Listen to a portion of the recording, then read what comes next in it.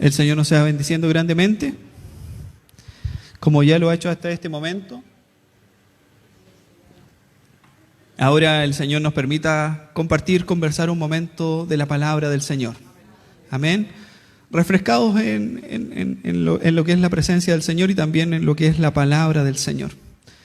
Hemos leído estas citas que por sí solas logran desprender dos situaciones muy distintas, ¿verdad? Dos acontecimientos muy diferentes, pero que ciertamente no logran conectarse como podrían asimilarse a nuestra vida. El Señor en esta hora nos sea trayendo a esas situaciones, trayendo a esos momentos, y nos permita el Señor entender cómo Él es dueño de todos los tiempos y cómo también su palabra del ayer se aplica en nuestras vidas en el hoy. Amén. Y lo que hemos relatado, cierta medida, habla sobre el arca del pacto, sobre el arca de poder que Dios tenía establecido en la tierra, en esta relación Dios con el hombre. Amén. Si usted se recuerda cuando Dios habla con Moisés y le coloca en la intención de su corazón de construir o de edificar una casa para Dios, un lugar para Dios, una morada para el Señor, lo primero que le manda hacer, lo primero que le manda diseñar es el arca del pacto. Estableciendo una prioridad ahí el Señor para después construir todo lo que era el tabernáculo y los lavatorios y todo el resto de cosas que ciertamente nosotros hemos sido enseñados y entendemos así, que son sombras y figuras de lo que había de venir. ¿Y qué es lo que había de venir? Cristo.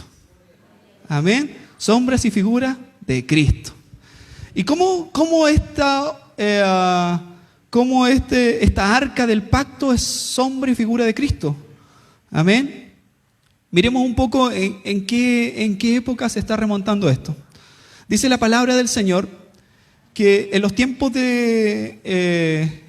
había un sacerdote que se llamaba Elí. Y este sacerdote, dice la palabra del Señor y lo deja explícito, tenía dos hijos, Ofnis y Finés. Si lo pronuncio mal usted ahí lo puede buscar. Ofnis y Finés, los cuales ministraban delante del pueblo a Dios. Pero dice la palabra del Señor de forma muy clara que estos hombres no conocían a Dios. Porque nunca su padre los había instruido al Señor, nunca los había corregido, nunca los había llevado al Señor ni a la palabra. Entonces, ellos ministraban a Dios sin conocer a Dios. O sea, ¿qué cosas hacían? Ministraban las costumbres del templo. ¿Ya? Y estos hombres inicuos que estaban delante del Señor, Dios había sentenciado veredicto sobre ellos porque no podía aceptar que hombres inicuos llevaran las obras del Señor o los sacrificios de Dios delante de su presencia, siendo personas sin un corazón dispuesto al Señor. Entonces, Dios prepara todo y dice que acaba con estas personas de una manera muy particular, porque dice que el pueblo tenía guerra contra los filisteos y el pueblo fue derrotado por los filisteos. Entonces el pueblo dijo, ¿de qué manera nosotros vencemos a los filisteos? Traigamos acá al arca, traigamos al lugar de batalla al arca, traigamos al lugar de batalla a Dios, dice el pueblo, y se llevan el arca hasta ese lugar y gritan de tal manera de alegría, de gozo, porque habían llevado el arca hasta ese lugar. Y entonces los filisteos se cuestionan y dicen, ¿qué es esto? Dios ha venido a pelear contra nosotros. Y los filisteos se arengan entre ellos y dicen, no, pero seamos hombres valientes, seamos hombres de verdad y peleamos. Y dice la palabra del Señor que los israelitas son derrotados nuevamente y el arca es capturada. Y cuando el arca es capturada, Ofnis y Finés son muertos, ¿ya? Porque la sentencia de Dios ya estaba dada. Y el arca es llevada, yo le estoy contando todo para que usted se vaya imaginando el dónde se desenvuelve toda esta palabra. Y el arca dice que es llevada a la casa de sus dioses, y a la casa de un dios en particular, el dios Dagón. Dice que el arca es llevada a la casa del dios Dagón, y en la casa del dios Dagón se da una cosa bien maravillosa, que empieza a compararse con nuestro Dios, o empieza a mostrar su poder, porque mire que es puesto en el templo frente a su Dios, frente a la estatua de su Dios Dagón, el arca del Señor. Uno podría pensar, pero ¿por qué colocan frente a la estatua de su Dios al Dios de su enemigo? ¿Por qué no lo destruyen? ¿Por qué no lo hacen? Era una manera que ellos tenían de quizás mostrar el poderío y decir, nuestro Dios, Dagón, es más poderoso que el Dios de nuestros enemigos. Y lo ponen en la casa de su Dios. Pero mire cómo lo hace el Señor, porque dice que pasa un día, va el sacerdote del Dios Dagón al templo, abre las puertas y lo primero que encuentra es a su Dios inclinado ante el arca del pacto. Inclinada ante el arca del pacto. Uno podría haber dicho, quizás dejé mal nivelado a mi Dios, porque como mi Dios no se mueve, como mi Dios no existe, como mi Dios no tiene vida, yo tengo que moverlo, yo tengo que dejarlo. Quizás por eso se cayó. Y lo paran y lo dejan nuevamente erecto, parado. Y al día siguiente, ¿qué acontece? Nuevamente en el suelo.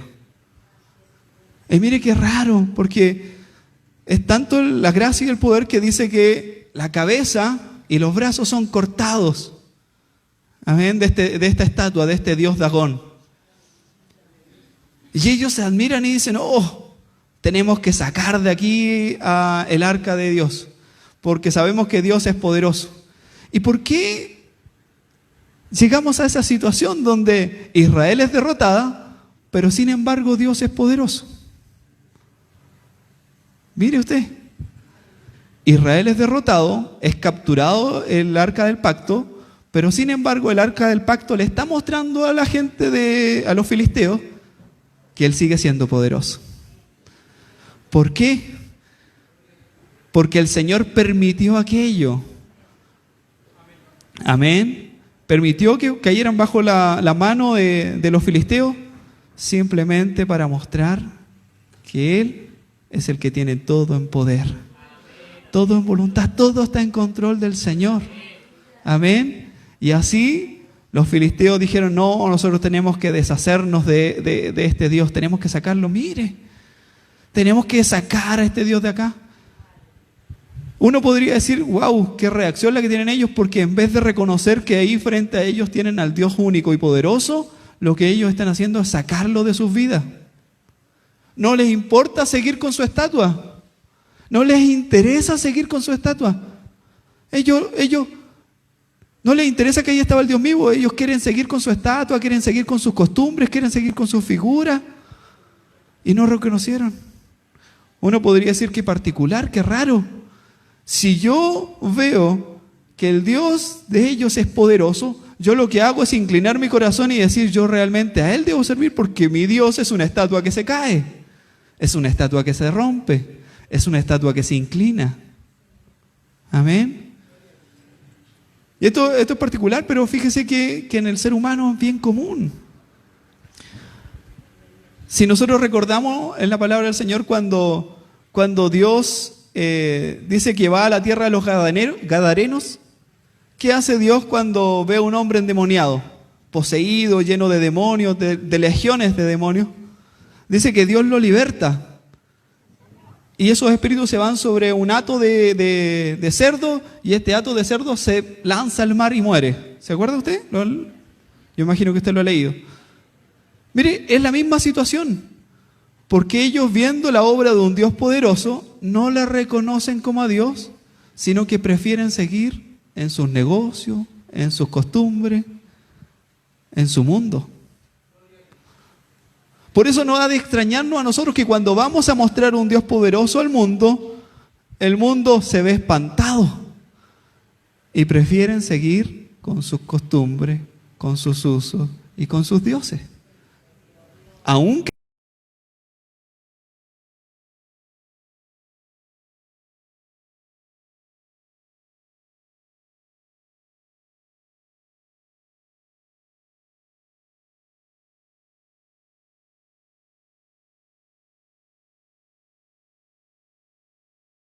porque se asustan. Amén. Y vemos que aquí se vislumbra que el arca es representación meramente de Cristo. Porque la misma situación donde el poder del arca es presentado es rechazada el arca. Misma situación donde el poder de Cristo es presentado, es rechazado Cristo. Misma situación ante gente del mundo. Y ellos no le recibieron como a Dios. Y no reconocieron su poder, sino que simplemente prefirieron que se fuera de ahí. Que los dejara. Que los dejara. Como los gadarenos. Por favor, vete, vaya. Porque prefirieron sus negocios. El Señor nos sea bendiciendo. Y dice la palabra del Señor, si uno busca la palabra del Señor, en el Evangelio según San Juan, sea una particularidad o sea un evento, San Juan 18:6 dice que cuando Jesús está por ser apresado o quiere ser apresado por los hombres, dice Jesús unas simples palabras. Dice, yo soy. Y la palabra del Señor relata que ellos retroceden y se inclinan.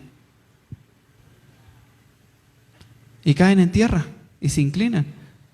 Entonces, todo hombre, toda persona, ante la autoridad de Dios, les ha de pasar esto. A sus dioses, como a ellos, les ha de pasar esto.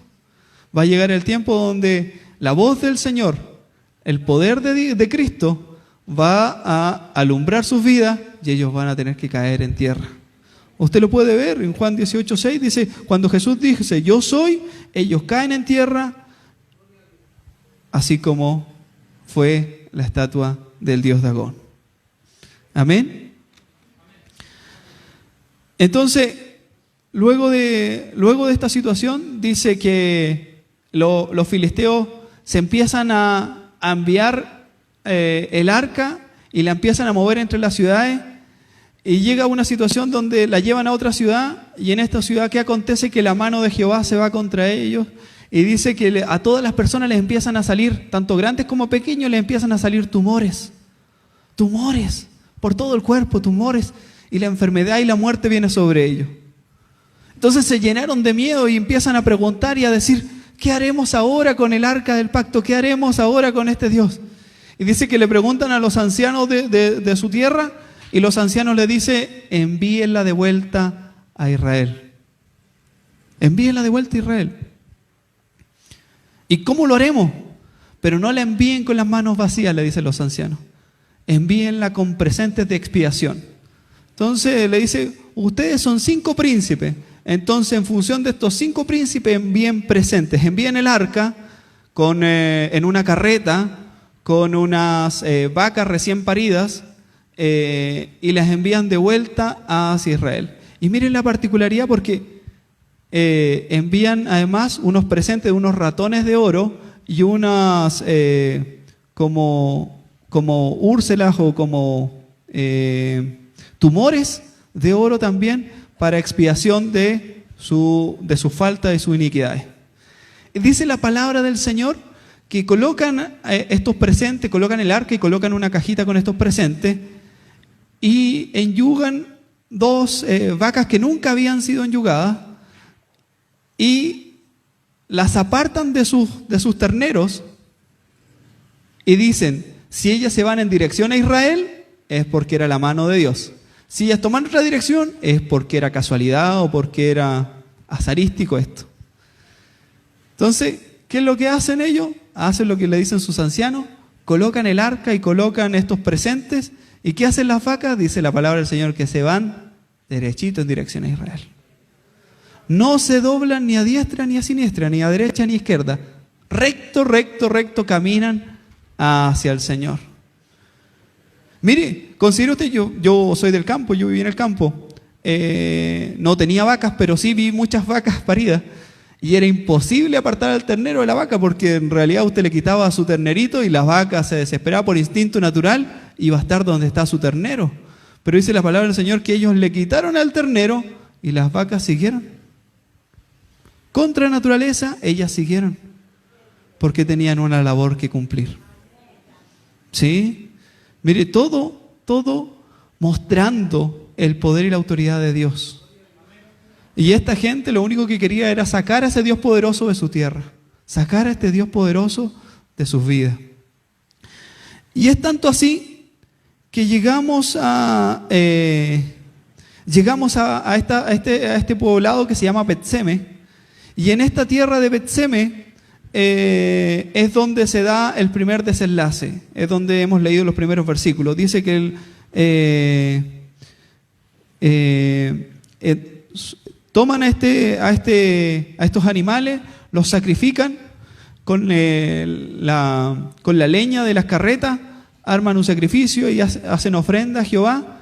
Y dice, ahora, ¿qué haremos con esta arca, con esta persona? Entonces dicen, la llevaremos a la casa en Kiriat Jearim, la llevaremos a la casa de Abinadab, situada en el collado, y allí permanecerá la casa del Señor. ¿Ya? Mire, y estuvo ahí en esa casa muchos años, dice la palabra del Señor. Estuvo muchos años en ese lugar. Y el poder y la gracia del Señor no relata acontecimientos en cuanto a esa casa, sino que simplemente dice que destinaron a unos hombres, a los hijos del dueño de casa, para que fueran sacerdotes delante de Jehová y sirvieran ahí. ¿Ya? Pero mire lo particular, porque cuando uno mira la situación, dice que estuvo el reinado de Saúl. Saúl aproximadamente reinó 40 años. Estuvo todo el reinado de Saúl, el arca, en ese lugar, en Kiriat Jearim. Y no se le echó de menos, solamente el pueblo que hacía, lloraba que el arca estaba allá, que no estaba en Jerusalén, que el arca estaba allá, que no estaba en la ciudad del Señor. Amén. Y luego de aquello, entra el reinado de David, y David despierta en su corazón el traer el arca a Israel, traer el arca a Jerusalén. Amén. Y hace un primer intento. ¿Y qué es lo que hace? Hace una carreta, hace todo un proceso para traer el arca. Y dice que el arca es movida de la casa de Abinadab hacia otro pueblo. Y en el transcurso, en el recorrido, dice que el arca, o como que los bueyes tienden a resbalar. Entonces uno de los sacerdotes, el menor de los sacerdotes, lo que hace es poner su mano sobre el arca para sostenerla, y la palabra del Señor dice que el poder del Señor lo consumió y murió en ese mismo lugar. Murió en ese lugar. Y esta muerte causó gran tristeza sobre David. Porque dice, ¿cómo irá el arca conmigo? ¿Cómo irá? ¿Cómo la llevaré yo? Entonces deciden dejarla en donde hemos leído. Dice, y estuvo el arca de Jehová en casa de Obed-edom, geteo. Mire, primero estuvo en la casa de un israelita, y estuvo mucho tiempo y se dedicó al sacerdocio, pero no hubo un mayor realce, no hubo una mayor connotación. Pero mire, estuvo en la casa de Obed-edom, un geteo, durante 3 meses, y bendijo Jehová a Obed-edom y a toda su casa. Nos da una comparativa de 2 situaciones. Mire, la primera familia fue una familia que tenía conocimientos de la obra del Señor, que tenía conocimientos de la palabra del Señor. Sin embargo, al parecer, no fueron enseñados de buena manera. No fueron hombres meticulosos ni excelentes, sino que fueron personas básicamente que durante 20 años vieron el arca en su casa, y al parecer como que se acostumbraron a ver el arca en su casa. Porque si no, un sacerdote hubiera sabido que solamente el sumo sacerdote se podía acercar al arca. Solamente un sumo sacerdote podía tocar el arca. Sin embargo, él quiso agarrarla, sostenerla, y por eso la mano del Señor vino sobre él y murió. ¿Qué quiero decirle con esto, mi hermano? Mire, el Señor es amoroso y es maravilloso Él en su poder. Él es bueno en sobremanera para con todos y cada uno de nosotros. Pero Él siempre ha querido, siempre quiso y siempre va a querer ser adorado como corresponde. Ser servido como es debido. Ser adorado, servido, bendecido como es digno de un Dios, como es digno de un rey. Amén. Y parece, por la palabra del Señor, que hubo una diferencia, y esto lo podemos llevar a la vida del cristiano. Muchas veces hay cristianos que están en la casa del Señor y pasan largos años dentro de la casa del Señor y como que se acostumbran a la presencia del Señor. Yo me imagino esos sacerdotes, al momento que tienen que mover el arca siempre la vieron en su casa, siempre la vieron en su hogar, fue parte de ellos durante 20 años, entonces era casi un mueble, casi algo ornamental que lo estaban moviendo, porque no entendían la consagración ni la belleza de lo que tenían en su hogar. Y la palabra del Señor nos revela que la presencia del arca en su hogar haya generado un cambio en sus vidas, haya generado algo. A diferencia de cuando llegan a Obed-Edom, a esta casa de este geteo. Porque dice que el arca llega a la casa de este geteo y la bendición del Señor viene sobre ellos. Y la bendición viene sobre ellos y todos notan la bendición del Señor. Y se prosperan todos sus negocios y hay beneficio y hay salud y puede estarse derrumbando, pueden estar cayendo en ruina todos los que están a su alrededor, pero ese hogar donde estaba el arca del pacto era bendecido. Ese hogar donde estaba el arca del pacto era bendecido. Se notaba la diferencia. ¿Por qué yo le digo que se notaba la diferencia? Porque el versículo 12 dice, y fue dado aviso al rey David fue dado aviso de que Jehová había bendecido la casa de Obed-Edom. Había bendecido el Señor la casa de ese hombre extranjero. Mire, como yo les decía, la palabra del Señor es sombra y figura de lo más importante que es Cristo. Cuando uno mira esta historia, cuando uno mira este relato, si no mira lo que acontece con Cristo, yo le decía cuando el dios Dagón se inclinaba ante Dios y como los hombres también cuando Jesús dijo yo soy, ellos también cayeron en el suelo y se inclinaron ante Dios, es una comparativa del poder de Cristo. Pero esto también llevado a la vida espiritual. Cuando Cristo viene a nuestros corazones, viene a nuestros hogares, cuando Cristo viene a nuestras vidas y dice que Dios estuvo en la casa de su pueblo durante 20 años, mucho tiempo, y no hubo una gran diferencia, pero cuando pasó a la casa de un extranjero bastaron 3 meses para que ese extranjero fuera bendecido. Si no pasa lo mismo con nosotros, que no somos de la casa de Israel, que somos extranjeros, que somos hombres que no estábamos en el linaje de David, que no estábamos en la mirada de Dios, que no estábamos en el linaje de Israel, pero Dios se plació venir a hacer morada en nuestros corazones. Pero ¿cómo tiene que estar nuestro corazón? En una disposición de un buen servicio. En la disposición de un buen servicio, mi hermano. Todo lo que hagamos en un buen servicio y Dios ha de bendecirle. Y Dios ha de multiplicar, y Dios ha de prosperar, y Dios ha de honrar todo lo que usted haga, pero en un buen servicio en el Señor. El arca del pacto, al igual que nuestro Señor Jesucristo, dice que el arca del pacto pasó de Asdod a Gad, de Gad a Ecrón, de Ecrón a Obed-Edom. Nuestro Señor Jesucristo también él pasó por diferentes hombres que lo fueron mirando, que lo fueron sopesando. Dice que pasó de Anás a Caifás, de Herodes, de Pilatos, Herodes a Pilatos. Entonces se fija, el mover de Cristo estaba representado en el mover y el rechazo del arca también. La gente miraba el arca y le temía y no lo quería. ¿Por qué? Porque el arca de Dios era un arca de poder, de autoridad, de santidad.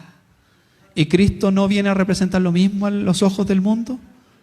Cristo no viene a representar poder, autoridad, santidad, y por lo tanto la gente del mundo rechaza al Señor. Rechaza al Señor. Ellos quieren los beneficios de Dios, pero no quieren al Dios poderoso, no quieren llevar su vida en un servicio al Señor. El Señor nos sea bendiciendo y nos permita a nosotros ser hombres y mujeres entendidos, que podamos prestar el mejor servicio al Señor, porque el tiempo que va a estar con nosotros, el tiempo de la gracia, es tiempo corto, es tiempo breve. Dice que en la casa de ese hombre, donde Dios les bendijo grandemente, fueron 3 meses. Y esos 3 meses se bastó para ver la gloria del Señor. El tiempo de la gracia que ha depositado el Señor en nosotros es un tiempo breve, es un tiempo corto, pero es un tiempo que en la iglesia se tiene que notar la gracia. En la iglesia se tiene que notar la viveza, en la iglesia se tiene que notar el gozo, la alegría, en la iglesia se tiene que notar la bendición. Se tiene que notar en cada uno de nosotros. No puede pasar inadvertido. No puede ser como un Dios al cual nos acostumbremos y lo tengamos como un mueble, porque pasaron 20 años, entonces esos sacerdotes que eran muchachos quizás crecieron con el mueble ahí, crecieron con el arca ahí pensando que era parte del living de la casa, pero no entendían que era la representación del Dios mismo, no entendían que era la representación del poder de Dios, no entendían que en Él había un poder que daba vida o quitaba la vida. Y pasó inadvertido. Pero cuando llegó a la casa de estos forasteros, fue de grande bendición. Fue de grande bendición. Hermano, que sea de bendición Cristo en su hogar. Que sea de bendición Cristo en su vida. Que sea de bendición Cristo, que se note la diferencia entre antes y el después, que se note, yo lo digo para mí también, que se note la diferencia en mi hogar, en mi vida, en mi matrimonio, en mis hijos, se note. Mire, una de las mayores penas que da la Biblia leer es cuando dice que los hijos de los hombres de Dios no conocieron al Señor. Da pena. Da pena porque se entiende que el mayor tesoro que uno tiene es el Evangelio. O uno por lo menos así lo dice. Quizá uno lo dice así, pero por dentro dice, no, si el mayor tesoro que le voy a dejar a mi hijo es el auto. No, si es la casa. No, si son los estudios. No, si es la salud. Porque yo me voy a preocupar para que mi hijo tenga la mejor educación. No, que yo me voy a esforzar para que mi hijo tenga esto. Pero no nos esforzamos porque nuestros hijos entiendan dónde está la vida. ¿Dónde está la esencia de nuestra fe? ¿Dónde está la esencia de nuestra convicción, de nuestro gozo, de nuestra alegría? Y eso es lo que le pesó a Elí, y eso es lo que le pesó a esta gente a este Ovnis y Finés, también a este hombre que en Kiriat Jafín, a este Abinadab, que también sus hijos miraron el arca, miraron a Dios como algo ornamental. Pero la diferencia estuvo en este extranjero, que miró el arca como la bendición misma del Dios en su hogar. Y así fue. Y así fue.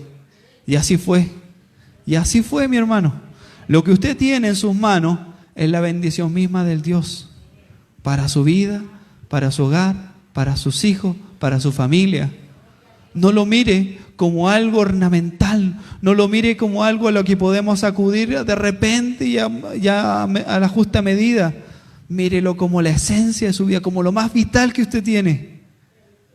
Mírelo de tal manera de que todo el mundo, incluso los reyes, digan, ahí está la mano del Señor. Porque David se llenó de gozo de saber que no era que Dios se hubiera enojado contra ellos, que no era que Dios fuera un Dios tirano, que no era que Dios fuera un Dios villano, porque en realidad cuando David vio la muerte de este sacerdote, su corazón se entristeció y dijo, ¿cómo puede ser que la mano de Jehová se vaya contra nosotros? ¿Cómo puede ser aquello? Y se entristeció. Pero él no entendió que lo que estaban haciéndolo mal eran ellos. No le estaban adorando como se debía. No le estaban sirviendo como se debía. ¿Por qué? Porque la palabra del Señor enseñaba que el arca era llevada ¿por quién? Por los sacerdotes. Era llevada por ellos. Y ellos la llevaron en un carro. Entonces cuando usted dice que la mano del Señor está contra mí, mire que no sea usted que no esté siguiendo la palabra del Señor, sino que esté siguiendo un Dios como usted quiere llevarlo. Y por lo tanto, Dios que es celoso y poderoso, está colocando su mano con usted. Pero usted cuando le sirve de verdad, va a ver su bendición.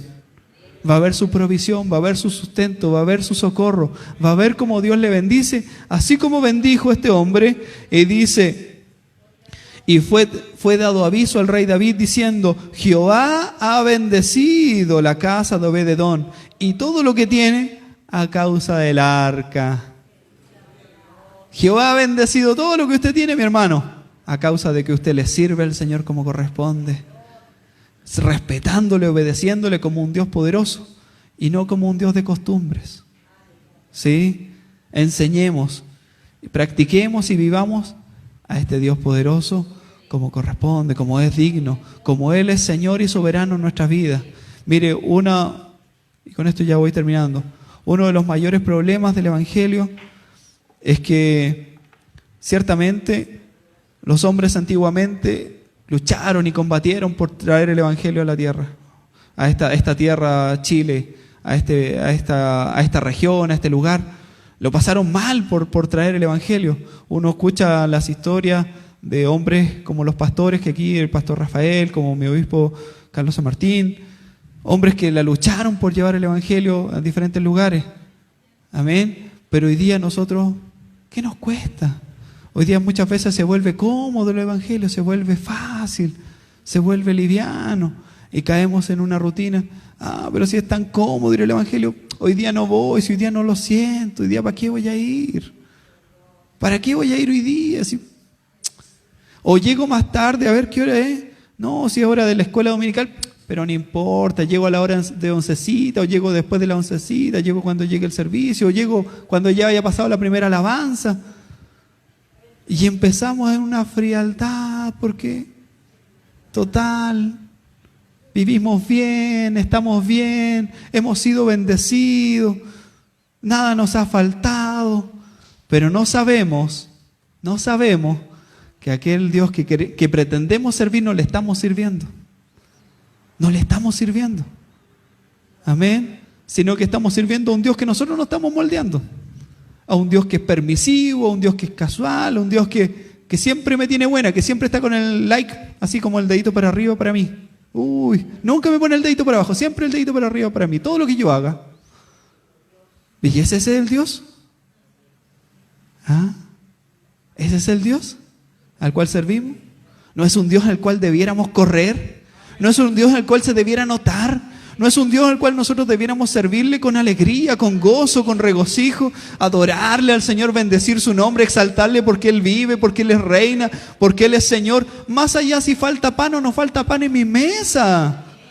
Más allá si me duele la pierna o no me duele la pierna. Más allá si perdí el partido de ayer o no gané. Más allá de todas esas cosas, Él es Dios sobre todas las cosas. Y Él tiene que ser adorado. Y Él tiene que ser bendecido. Y Él tiene que ser exaltado. Si nosotros aprendemos eso, si nuestros hijos aprenden eso, el Evangelio del Señor va a ser un Evangelio de poder. Pero si nosotros no lo aprendemos, nuestros hijos tampoco lo van a aprender. Y lo que van a tener es un Evangelio aún más frío que el que nosotros vivimos. Es un evangelio más casual que el que nosotros vivimos. Es un evangelio más liviano que el que nosotros vivimos. Y va a pasar el arca, y va a pasar Cristo por nuestra vida, y vamos a ser reprobados, y habremos pasado y habremos perdido la bendición. En cambio hay hombres que van a venir y en un corto plazo, como este hombre, dice que van a agradar al Señor y Dios los va a bendecir. Y estuvo el arca de Jehová en Obed-edom, en Geteo, por 3 meses, un extranjero, 3 meses. Y se notó la diferencia. No vendrán hermanos desde afuera Y van a llevar un poco tiempo y van a tomar tanta ventaja de nosotros porque van a querer adorar al Señor, porque van a querer ser los primeros estar en la casa del Señor, porque van a querer honrar a Dios dentro de la casa del Señor como afuera de la casa del Señor. No va a pasarnos eso, mis hermanos. Dios quiere en esta hora que usted valore al Dios que tiene, que usted honre al Dios que tiene, que usted se dé cuenta que Él tiene que ser adorado y bendecido de la mejor manera. Y tiene que ser considerado en todo como lo mejor y lo más excelente. Incluso, prioridad en lo que usted quiere enseñarle a sus hijos y dejarle a sus hijos. Prioridad, hermano. Prioridad. Mire, no puede ser que nosotros caigamos en la misma mirada del mundo y que lo prioritario, que ¿qué le voy a dejar a mis hijos? No, la educación. Yo voy a pagar en el mejor colegio. Y si usted lo puede hacer bien, hágalo. Es que, no, prioridad, el mejor seguro de salud para mis hijos, porque si algo les pasa, ahí va a estar la mejor clínica. Si usted puede hacerlo bien, hágalo. Lo mejor, para que nada le pase a los muchachos, si usted puede, hágalo. Pero no se olvide que lo más importante es Cristo. Y que con Cristo tienen todo. Pueden no tener seguro, pueden no tener la mejor educación, no tener la mejor escuela, pueden no tener ahorros en el banco, pero si tienen a Cristo, tienen su salvación de su alma y tendrán las herramientas para defenderse el día de mañana. Elí no lo consideró así, nunca reprendió a sus hijos y pagó las consecuencias. Ese hombre de Abinadab nunca lo consideró así y pagó las consecuencias con sus hijos. No seamos nosotros también, sino que lo más importante que podemos traspasar es este sentido de urgencia de que Él es Dios, Él es Señor y a Él tenemos que honrarle, y a Él tenemos que bendecirle, y a Él tenemos que compartirle a nuestros hijos para que puedan honrarle tal como nosotros le hacemos y aún mejor, más excelentemente, porque Él es Dios de todos nosotros. Amén. Dios nos sea bendiciendo. Recuerde usted el lapso de tiempo que estuvo en manos de ese geteo, fueron 3 meses y se notó la diferencia. No sé cuánto tiempo tiene usted en el Señor, pero se tiene que notar la diferencia. Se tiene que notar la diferencia. La presencia del arca, la presencia del Dios mismo en su vida, la presencia de Cristo no puede pasar inadvertida en su vida. Así que el Señor nos sea bendiciendo, el Señor nos sea alentando en esta hora para adorarle como Él se merece. Amén. Vamos a pasar a orar, vamos a pasar a derramar nuestra alma delante del Señor. Busquemos al Señor en oración. Bendito Dios y buen Padre Celestial, cuántas gracias le damos en esta hora, Señor amado, porque usted nos ha enseñado, nos ha instruido, nos ha mostrado, bendito Dios, que usted no es un Dios de tiempos, ni de lapsos, ni de costumbres, sino que es un Dios poderoso, un Dios que se marca la diferencia, que marca el antes y el después, que usted en nuestra vida, Señor amado, somos distintos, completamente distintos, y todo el mundo lo nota, Señor amado. Gracias por esta bendición gloriosa, gracias porque sus hijos logren entender, bendito Dios del cielo, que tú eres la prioridad, que tú eres la esencia, que tú eres lo vital, que tú eres lo necesario de compartir, de llevar en nuestra mesa, llevar en nuestro hogar, llevar a nuestros hijos, llevar a nuestros vecinos, llegar a nuestros padres, llevar a nuestros nietos, a todos, Señor amado, compartirle como la prioridad que es Cristo en nuestras vidas, compartirle como es la prioridad de su obra de salvación para nuestros corazones, Señor amado, para nuestras vidas, y no tan solo las cosas que están en este mundo, y no tan solo las cosas que nos dejan, nos quitan el sueño en este mundo, Señor amado, sino que seas tú el centro de nuestro hablar, el centro de nuestra enseñanza. Gracias le damos, Señor amado, y le rogamos ahora su bendición a través de Cristo, nuestro eterno y buen Salvador. Amén. La gloria sea al Señor. Gloria a Dios, gloria a Dios, gloria a Dios. Así es.